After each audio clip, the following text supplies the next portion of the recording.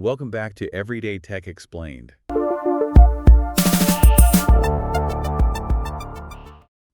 It seems like everyone's buzzing about the new Mac Mini. Yeah, seems like it. So today, we're going to take a deep dive into Engadget's review of it and see what all the hype's about. All right, sounds good. Okay, so first impressions, the size, or should I say, the lack thereof. Engadget's reviewer said their daughter didn't even think it was a computer. Really? Yeah, they said shockingly small is an understatement. It's basically like a big Apple TV. Wow, so you could practically fit it in your pocket. Almost. It makes you wonder what this means for the future of desktops, right?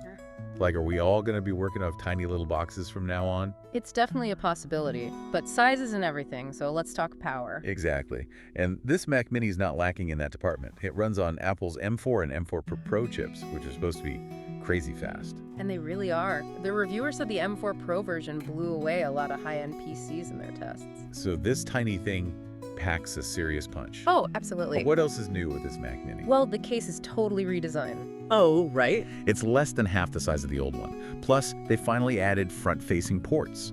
No more reaching around the back to plug things in. Yeah, I remember those days. That was always a pain. It was. Now you've got two USB-C ports and a headphone jack right up front. Thanks. Makes things so much easier. And of course, let's not forget the M4 Silicon. Oh, yeah. That's the heart of it all. Right.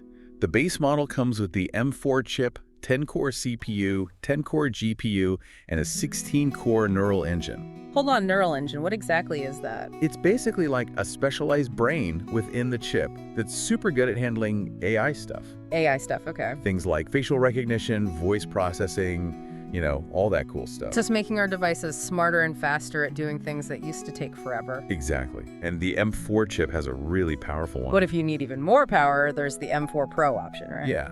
That one bumps it up to a 14-core CPU and a 20-core GPU. Wow, that's a lot of cores. So we know it's powerful on paper, but how does it actually perform in real life? Engadget put the M4 Pro model through its paces, and it was really impressive. Did they? They played Lies of P, which is a pretty demanding game, at 1440p resolution with all the settings maxed out, and it still got a smooth 60 frames per second. Really? That's amazing. Especially since this isn't even marketed as a gaming machine. Yeah, it really is. They even tried 4K gaming, but the frame rate dropped to around 30ps. Okay, so still playable, but not quite as smooth. Right. So it sounds like Apple really nailed it with this one. Power, efficiency, the whole package. Yeah, it seems that way. But there's got to be some quirks, right? Nothing's perfect. Well, they did mention a couple of things. Like what? For one, the power button is on the bottom of the unit. On the bottom? Seriously? Yeah, kind of a strange choice. That sounds inconvenient. Yeah, it's definitely something to keep in mind. And they said that while the Mac Mini is usually pretty quiet, the fan can get pretty loud when you're really pushing it. Okay, that makes sense. Yep. Did they say what the fan sounded like? Like, is it a high-pitched whine or more of a whooshing sound? They actually described it as more of a calming white noise. Interesting. So not too annoying then. I guess it depends on your tolerance for background noise. That's fair. So we've talked about performance and some of the quirks, but what about how this Mac Mini fits in with the rest of Apple's stuff? That's a good question. Like, how does it compare to a MacBook Air, for example? Let's think about that. So yeah, a MacBook Air. Yeah, because on paper, at least, they seem like they're for the same kind of person, Yeah. Someone who just wants a good computer to do their everyday stuff on. Right. But the Mac Mini, obviously, you need to, get a monitor and a keyboard and a mouse and all that. Yeah, exactly. That adds to the cost. And that's actually what makes it interesting. How's that? Well, the Mac Mini, it starts at $599. Okay. Which is crazy affordable. Like, it's the cheapest way to get into Apple Silicon right now. That is really good price. But then you have to, buy a monitor and a keyboard and a mouse. You're right. And suddenly it's not that much cheaper than a MacBook Air anymore. Yeah, good point. So it really depends on what you're looking for, Yeah. Do you want the portability of a laptop, or do you want the flexibility of a desktop, that you can upgrade and stuff? That's true.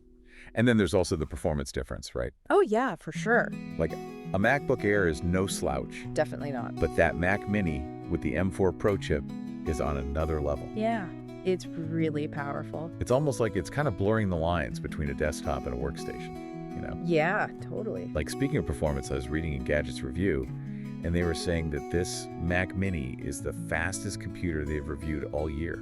Really? Wow. even faster than some crazy expensive PCs they've tested. That's impressive. I know, right? I wonder what benchmarks they ran. I think they used Geekbench 6. Oh, yeah, that's a good one. And the Mac Mini with the M4 Pro chip got a single-threaded score that was way higher than the average for PCs. Wow. And then the multi-threaded score was even more insane. It just crushed everything else. You really did. Yeah. It seems like Apple really knows what they're doing with these M chips, you know? Yeah, they're really good at making powerful and efficient chips. Which is perfect for something like the Mac Mini, right? Exactly. Because it needs to be small and quiet. Right. Although, I guess it's not always quiet if you're really pushing it hard. Yeah, we were talking about that earlier. But at least it's only when you're really using a lot of power.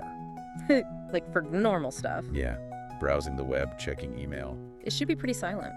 Yeah, it's good. So it seems like this Mac Mini is a good option for a lot of people, you know, I think so. from just casual users to like professionals who need a powerful machine. Definitely. Yeah.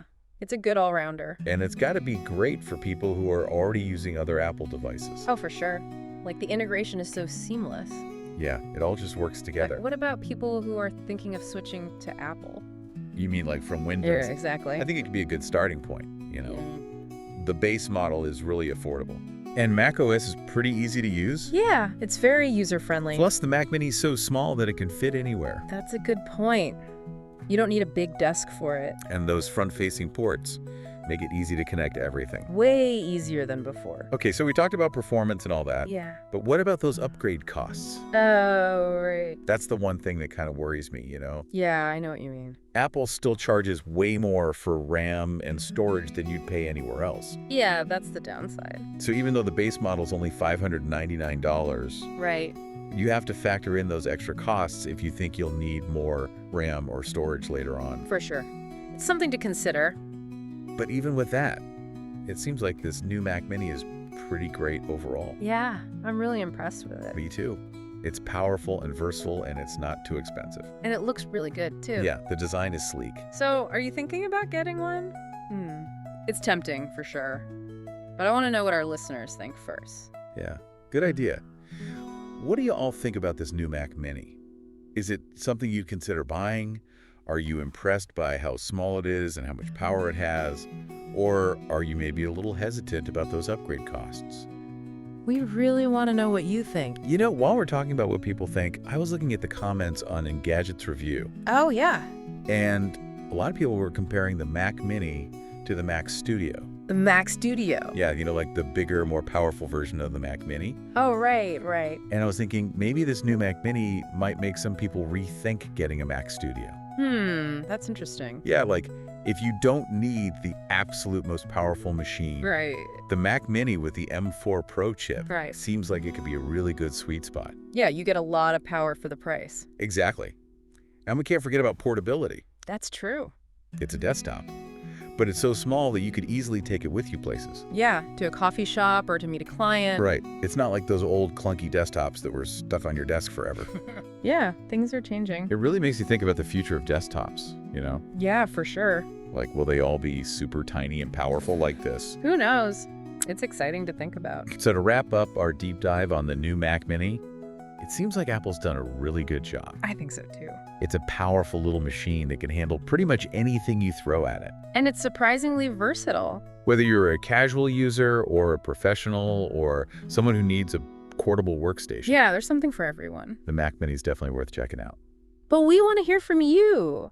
What do you think about the new Mac Mini? Are you thinking about getting one? Let us know in the comments below. We love hearing your thoughts. And if you enjoyed this deep dive, Don't forget to hit that like button and subscribe to our channel for more. we'll be back soon with more deep dives on all sorts of cool tech stuff. Until then, happy computing.